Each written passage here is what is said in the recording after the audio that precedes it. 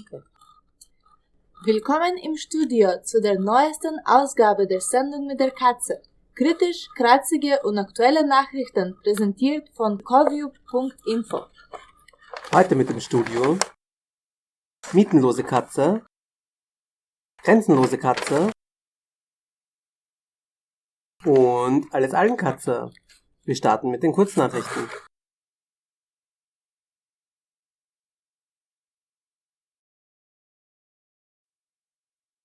Since the beginning of the COVID-19 pandemic, Doctors Without Borders have been addressing various problems.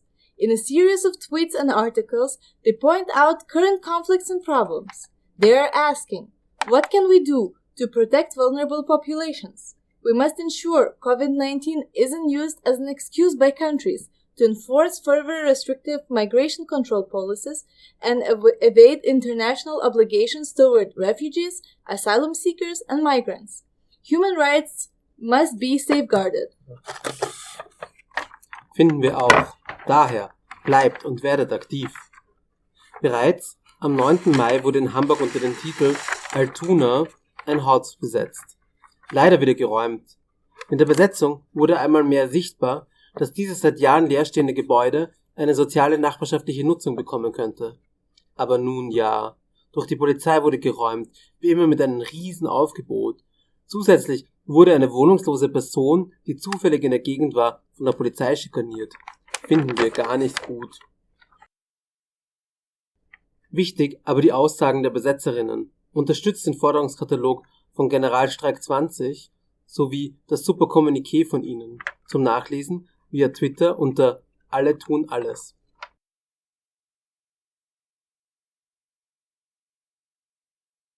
Lieder können nicht zum Schweigen gebracht werden. Revolutionäre Kunst lässt sich nicht verbieten. At 3rd of April, Helen Berlek, at age of 28, died after 288 days of hunger strike. At 7th of May, Ibrahim Gökçek, at the age of 40, died after 323 days of hunger strike. Both were members of a band group Yorum, which has been facing massive repression by the Turkish state for 35 years. They decided to take the drastic measure of death fasting, among other things, to protest against the ban on performing. The Turkish authorities have disrupted both funerals by using violence and tear gas. Participants were injured and arrested.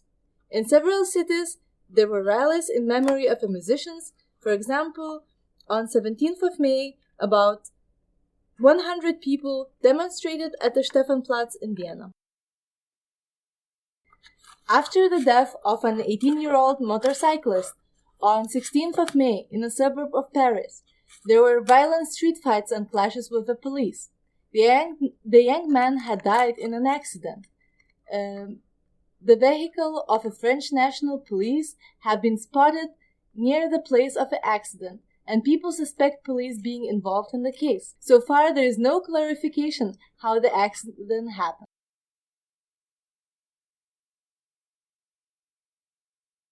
The Belgian Prime Minister received a welcome worthy of her work during the visit to a hospital a few days ago. She was one of the people responsible for cuts in the health sector in previous years. Belgium is one of the countries with the highest death toll per inhabitant in the world. Once again, it shows how austerity politics in the health sector face deadly consequences. Covid-19 zeigt einmal mehr die schlechten Arbeitsbedingungen und Lebensbedingungen im Kapitalismus auf. In Schlachthöfen, bei Leiharbeitsfirmen und dort, wo Menschen auf engstem Raum zusammenleben, kommt es verstärkt zu Ansteckungen. Natascha Strobel, Politikwissenschaftlerin, dazu auf Twitter. Eine Pandemie fällt nicht gottgewollt vom Himmel. Ihre Ausbreitung hat etwas mit Arbeits- und Wohnbedingungen und prekären Verhältnissen zu tun. Sie ist auch keine große Gleichmacherin. Die Armen und prekären leben und Arbeitenden werden krank und sterben. Zeit, darüber zu reden. Leiharbeit, landwirtschaftliche Saisonarbeit und Fabriksarbeit sind neben der direkten medizinischen Arbeit die größten Risikofaktoren, was den Bereich Arbeit betrifft. Hierzu muss es sofort zu Änderungen kommen. Jetzt ist die Zeit dafür. Das Recht auf Gesundheit und Leben gilt halt für alle. Ivo 815 weist auf Twitter auf einen dazu passenden Artikel in der Frankfurter Allgemeinen Zeitung hin. Es gibt eine sehr starke Komponente bei dieser Krankheit. Gerade Patientinnen, die zu Minderheiten gehören, sozial schwach sind bei der Morbidität und der Mortalität am stärksten betroffen. Den Link zu diesem Artikel findet ihr bei uns auf der Webseite. Musk and Trump.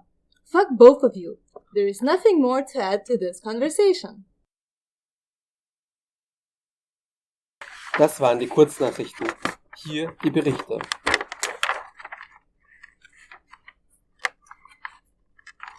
In 2011, in the wake of a crisis in Libya, one of the largest refugee camps in the world was set up in Tunisia by the UNHCR and other organizations.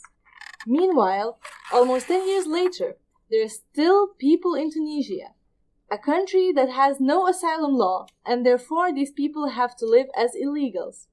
They are stranded there because their refugee files have been closed.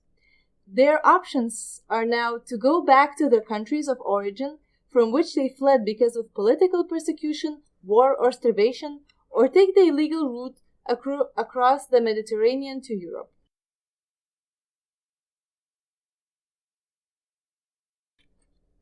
The following video report directly from the camp in Libya has reached us. Roll the tape. Thank you very much for providing us with the opportunity to denounce the situation that we are in since 2011 to this very moment. And also the idea behind this video is to defend our lives in order to request that justice just have to be served to our struggle that has been on for almost a decade calendar till this very moment, in order for us to be able to live a normal, happy life in dignity. Shusha, what is Shusha? Shusha, this is a refugee camp that was established by the United Nations High Commission for Refugees and other international emergency management team during the outbreak of the war in Libya in order to host people. And this very camp was established under the signature of the Tunisian authorities into existence. Today, none of these entities is acting, is wanting to take responsibility over the few remnants of the camp. It is so unfair that in this present 21st century, we still live in this situation. And I think it's not a good thing to say that we are living in this condition or situation that we find ourselves because of our geographical region or whatsoever. No, I think it's not good to say, but sometimes it is not fair because someone just had to really take the time out to research this situation that we are complaining about. We've been through it all since 2011. We've had really tough times, challenging moments. We've been through a lot since 2011. Until this very moment, we still live in that very situation, which is just so unfair because our life is going down day in, day out. So, and we cannot continue to live in this very form. We live in a bitter situation now. So the appeal is still on to appeal to people who are out there who really have this very connection to talk to someone, and someone has to talk to someone, that there are people who have been held captive against their will since 2011 till this very moment, so that in order for them to be able to see through to our situation, how can we resolve this very situation? Because the appeal is that we need a third country out of Tunisia. Das nächste Thema bringt uns zurück nach Österreich und Deutschland. Hier gingen in den letzten Tagen wieder Rechtsextreme und Verschwörungstheoretikerinnen auf die Straße. Wir kritisieren diesbezüglich auch die mediale Berichterstattung. Gebt den Rechtsextremen nicht die Aufmerksamkeit. Berichtet lieber über solidarische Nachbarschaftsarbeit und achtsamen Protest wie Leave No One Behind.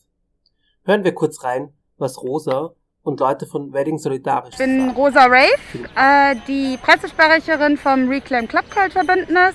Ich bin politische Clubaktivistin aus der Zukunft. Das Reclaim Club Culture Bündnis ist ein Bündnis verschiedener Berliner Clubs und der Berliner Clubszene. Wir engagieren uns schon seit vielen Jahren politisch in Berlin, auf der Straße und innerhalb der Clubszene, unter anderem bei der großen Demonstration AfD wegpassen. Wir wollen heute auch wieder zeigen, dass Verschwörungstheorien, Antisemitismus und Hass in Berlin auf den Straßen keine Chance hat, dass wir dagegen laut sein können mit ganz viel Bass und jede Menge Redebeiträgen. Wir hoffen, dass viele Menschen diesem Aufruf folgen. Die Auflagen sind entsprechend hart. Wir können nur 50 TeilnehmerInnen bei unserer Kundgebung heute haben. Wir hoffen daher, dass wenn mehr Menschen kommen, diese spontan eigene Kundgebungen anmelden und wir gemeinsam hier zeigen, dass in Berlin und im Herzen von Berlin kein Platz ist für diese Theorien und den Hass, der hier gerade sich auch im Internet und inzwischen leider auch auf der Straße breit macht.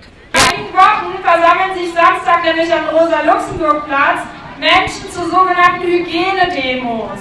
Und mit Selbstbezeichnungen wie Corona-Rebellen oder demokratischer Widerstand trifft sich hier eine krude Mischung aus VerschwörungstheoretikerInnen, organisierten Rechten wie der AfD und anderen Nazis, QuerfrontlerInnen, AntisemitInnen. Und sie stellen die Corona-Pandemie als bloße Inszenierung dar und fantasieren von Zwangsimpfungen und angeblicher Gedankenkontrolle. Und die tun dabei so, als würden sie mit ihrem kruden Gedankengut für die Mehrheit der Menschen in Deutschland sprechen. Ja, langsam nerven diese Rechtsextremen schon wieder gewaltig. I know exactly what you mean. Vor allem machen die tatsächlichen Probleme wieder unsichtbar.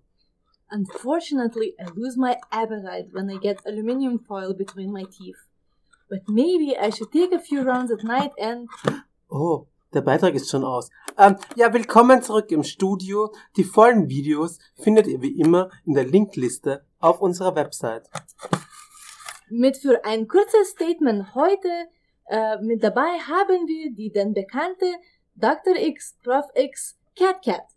Was sagen Sie zu den aktuellen Entwicklungen durch die rechtsextremen und verschwörungstheoretischen Demonstrationen? Zuerst einmal muss eins sich fragen, was soll das denn für eine Verschwörung sein, wenn all diese Vollkoffer davon wissen? Nicht gerade sehr konspirativ meines Erachtens. Aber zuerst möchte ich jetzt einmal Alan Moore zitieren. Ja, es gibt eine Verschwörung. Es gibt in der Tat eine große Anzahl von Verschwörungen, die sich alle gegenseitig hochschaukeln. Das Wichtigste, das ich über Verschwörungstheorien gelernt habe, ist, dass Verschwörungstheoretikerinnen tatsächlich an die Verschwörung glauben, weil das ist tröstlicher. Die Wahrheit in der Welt ist, dass sie chaotisch ist.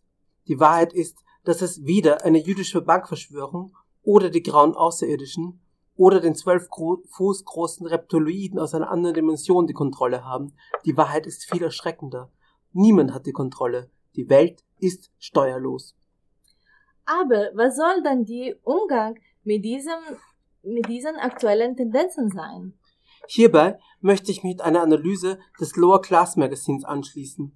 Wir dürfen uns als emanzipatorische Linke nicht an einer Kritik der bestehenden Verhältnisse erschöpfen. Wir müssen also diese zu benennen als das, was sie eben ist, als eben Rechtsextremer und Verschwörungstheoretikerinnen, ist noch keine politische Strategie. Und Argumente, die für uns in unseren Szenen ziehen, erreichen noch lang nicht andere Menschen. Wir sollten und müssen daher eigene Kritik, Aktionen und eigenes Agieren in den Mittelpunkt unserer Berichterstattung stellen, Visionen und Utopien aufzeigen, Missstände als auch Alternativen dazu ebenfalls aufzeigen. Vielen Dank für diesen kurzen Beitrag, Dr. X. Leider haben wir heute nicht viel Zeit. Wir hoffen aber auf baldiges Wiedersehen im Studio. Wir kommen zu Updates aus der Welt des Coview-Netzwerks. Unter coview.info/newspaper findet ihr die 3. Ausgabe von Quarantine, der solidarischen Nachbarschaftszeitung. Das Thema ist Wohnen, Mietstreik. Wir supporten die Gründung von weiteren Nachbarschaftszeitungen. Wir wollen mit der Zeitung Kommunikation herstellen, informieren und spannende, relevante Infos in einer einfachen und kostenfreien Form in Nachbarschaften verbreiten, an so vielen Orten wie möglich. Dabei unterstützen wir gerne mit Ressourcen, Skills und How-Tos. Neu auch im Netzwerk: Petition, Forderung auf Einstellung oder Einleitung bzw. Fortführung sämtlicher Strafverfahren bei Verstößen gegen Covid-19-Maßnahmengesetze. Viele Menschen haben achtsam die Covid-19-Maßnahmen umgesetzt. Dennoch kam es oftmals zu willkürlichen Bestrafungen und unverhältnismäßigem Vorgehen durch die Polizei. Zahlreiche Amtshandlungen und Strafen erfolgten vermutlich rechtswidrig. In vielen Fällen wird es eine Aufhebung durch die unabhängigen Gerichte geben. Während beispielsweise Akteurinnen der Regierung in Österreich ein maskenfreies Bad ohne Sicherheitsabstand in der Menge nehmen, sind Personen mit prekären Einkommensverhältnissen von hohen Strafen, die sich meist um 500 € bewegen, akut bedroht. Wir fordern daher die umgehende Beilegung diverser Anzeigen und Strafen, die aufgrund des Covid-19-Maßnahmengesetzes ergangen sind, auch ohne Einlegen von Rechtsmitteln. Sofortige Einstellung aller diesbezüglichen Verfahren. Eine Rückzahlung aller bisherigen Strafen. Mehr Infos dazu und die Links zu den Petitionen findet ihr unter www.coview.info. Dort könnt ihr auch jegliche Missstände als auch widerständiges Verhalten im Zuge der Covid-19-Pandemie an die Watch Group melden. Wir gehen weiter zu aktuellen Berichten. Ich übergebe an meine Kollegin Renstradcat.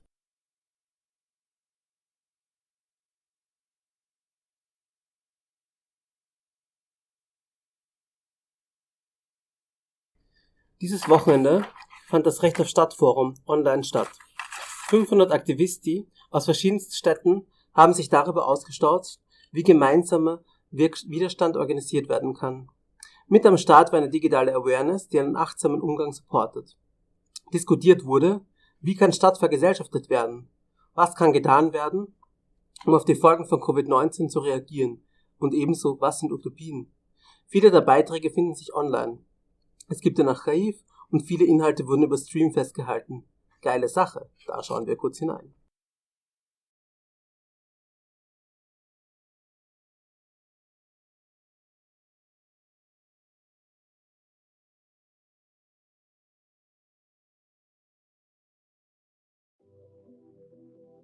Grund und Boden ist keine beliebige Ware.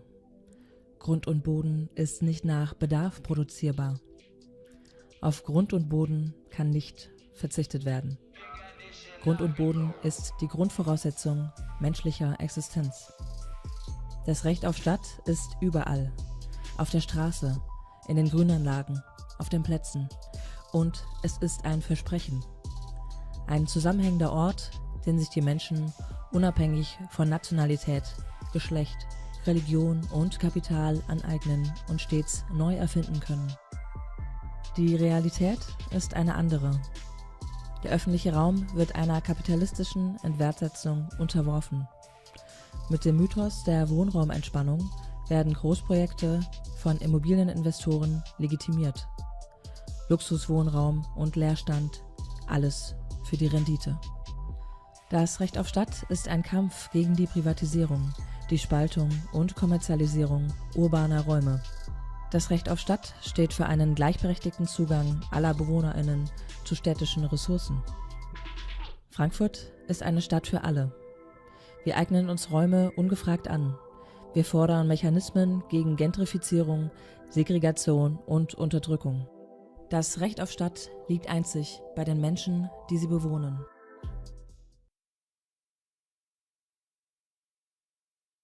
You can find further advice on the Right to the City forum on the website.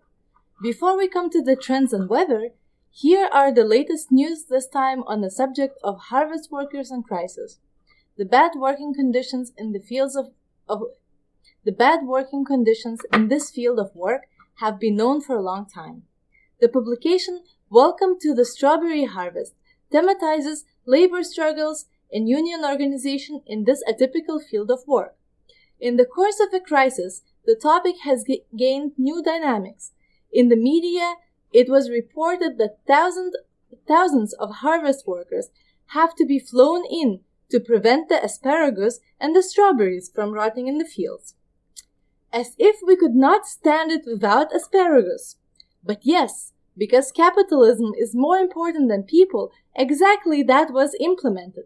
People were flown in from different countries. Now it comes to wages and labor struggles. In Bornheim wird seit einigen Tagen im Betrieb von Spargelritter gestreikt. Der Betrieb hat Leute unter anderem aus Rumänien angeworben, mit der Zusage von rund 9 Euro Stundenlohn. Eine Anreise, die 100 Euro kostet, sowie eine kostengünstige Unterbringung wurden versprochen. Diese Unterbringung erweist sich als katastrophal. Bereits für die Anreise hatten einige Personen bereits ein Mehrfaches des ausgemachten Betrages bezahlt. Vor Ort gibt es keine vernünftige Essensversorgung. Die Beiträge für die Unterbringung wurden dann laufend von dem Betreiber erhöht, ohne vorherige Ankündigung. Gegen diese Verhältnisse hat sich ein Streik gebildet. Dieser wird von der V, der Freien Arbeiterinnenunion, unterstützt. Die Gewerkschafterinnen wurden in ihrer Arbeit behindert. Unter anderem wurde ihnen der Zutritt zur Unterbringung durch Security untersagt. Nicht das erste Mal versuchen die Bosse, Arbeiterinnen um ihren Lohn zu prellen. Arbeiterinnen werden bedroht. Es wird versucht, gewerkschaftliche Arbeit zu verhindern. Nur um das noch einmal zu verdeutlichen. Die Leute, die gerade mit Kleinstbeträgen abgespeist wurden, konnten sich so nicht einmal die Heimreise nach Rumänien leisten. Sie stehen vor dem Nichts und das nach wochenlanger Arbeit auf den Feldern. Zu Redaktionsschluss war die Auseinandersetzung noch in vollem Gang. Informiert euch daher darüber, wie es weitergeht. Unterstützt Streikende und generell Arbeiterinnen auf den Spargel- und Erdbeerfeldern sowie in der saisonalen Arbeit. Unterstützt die Arbeit der V. In diesem Sinne, gemeinsam solidarisch agieren für eine Welt, in der ein gutes Leben für alle möglich ist.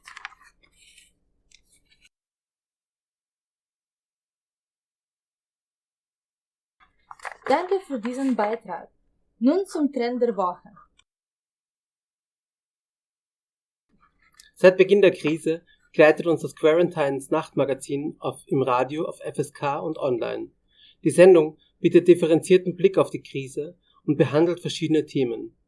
In der Sendung geht es um Utopien, um Kämpferinnen um Wohnraum, um Grenzen und Abstand und den Weg zur Freiheit. Jeden Freitag um 7 Uhr morgens. Zum Nachhören via freieradios.net.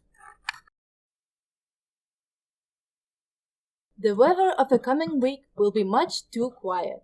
After aluminium ball thunderstorms and asparagus hurricanes, now comes a boring week. But beware, the silence usually comes before the storm. Wir wünschen eine gute Woche.